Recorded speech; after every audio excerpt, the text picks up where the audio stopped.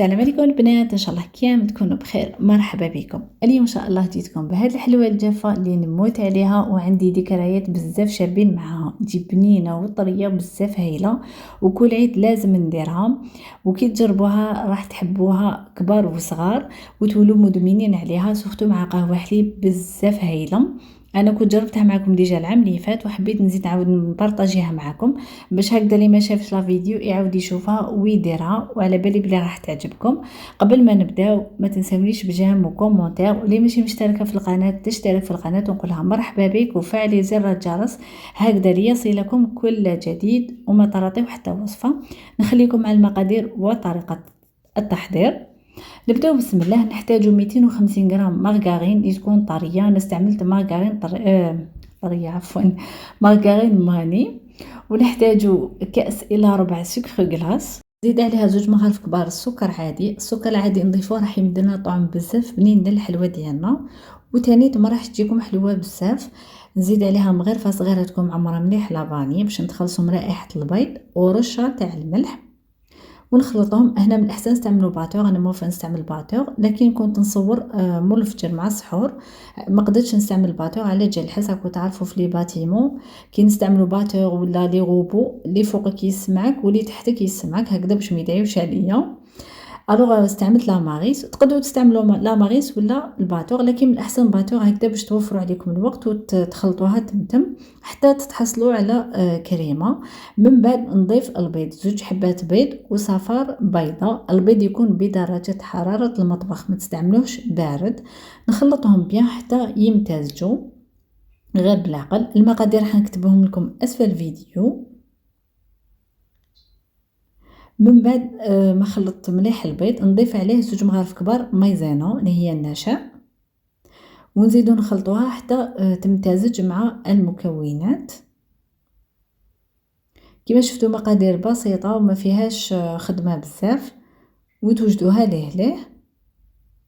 من بعد نبدا نجمع بالفرينه. ندير كميه تاع الفرينه ونزيد باكي تاع لا ليفور ما يعادل 10 غرام. لا ليفور من الاحسن صيروها باش تخلصوا كامل من هذوك الحبيبات،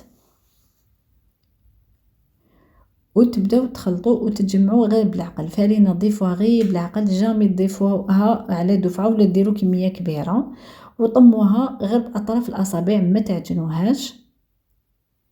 الفرينه ما كيلتها لكمش شحال طاحت لي، لكن تضيفوها غير بالعقل حتى تتحصلوا على عجينه تكون طريه ما تيبسوهاش. دوك نوري لكم كيفاش تكون بهذه الطريقه، ما تكونش تتلاصق، ما ديروهاش طريه بزاف حتى خلاص تتلاصق. يكون هكذا القوام ديالها باش تجيكم الحلوه ديالكم بنينه، وكي تكونوا تاكلوا فيها ما تحسوهاش ناشفه. تقدروا تاكلوها من بلا حليب ولا قهوه، تقدروا تاكلوها عادي، يعني ما حاش تحصل لكم ولا تجيكم ناشفه. على بها قلت لكم ديروها طريه. من بعد نبدا نشكل كرات الحجم اللي حبيتوه. انا كي شكلتهم تحصلت على 37 حبه، ومداك نديرها حتى 40 حبه كل خطره كيفاه. تبداو تدوروا عينكم ميزانكم بلا ما تستعملوا ميزان بلا حتى حاجه، وانتم ديروا الحجم اللي حبيتوه. اللي يحبهم يديرهم صغار يديرهم صغار.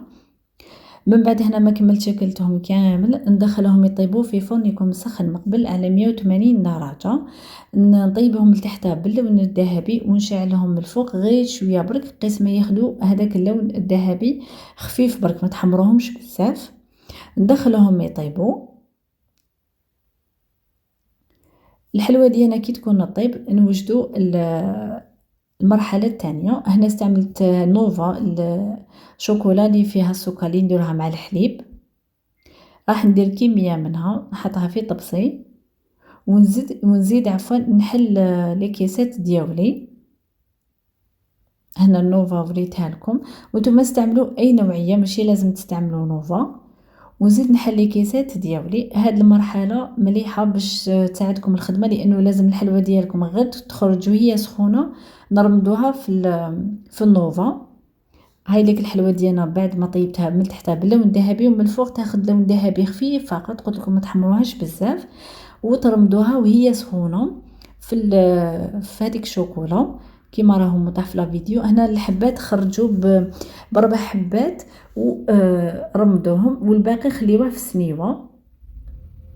بهاد الطريقة حتى تكملوهم، يعني ديروا غير ب4 حبات ولا 3 حبات على حسب واش قدرتوا، ولازم الحلوى ديالكم تكون سخونة باش يلصق فيها كامل هذيك لا بودر تاع الشوكولا، وتحطوها ديريكتومون في لي كيسات. تما التحضير المسبق كي تحضروا لي كيساتيتو راح تساعدكم بزاف، ماشي تقعدوا ترمضوهم بعد ديروهم في لي كيسات، يعني باش تجيكم خدمة منظمة ومرتبة بهاد الطريقة حتى تكملوهم كامل.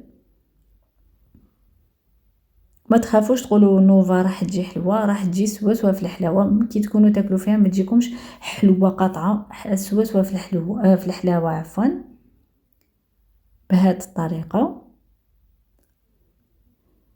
وهنا راح نقسم معكم، خلوهم يبردوا مليح باش تقدموهم، تجي بزاف طريه وبزاف بنينه، سورتو مع قهوه حليب ولا مع العتاي.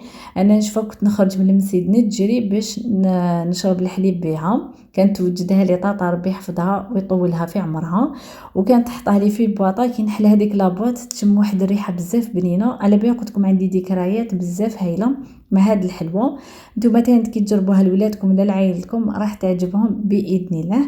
ان شاء الله تكون عجبتكم الوصفه وتجربوها، ما تنسوش تبارطاجيوها مع احبابكم واصدقائكم. نقول لكم تهلاو في روحكم، نتلاقاو في وصفات اخرى باذن الله. سلام.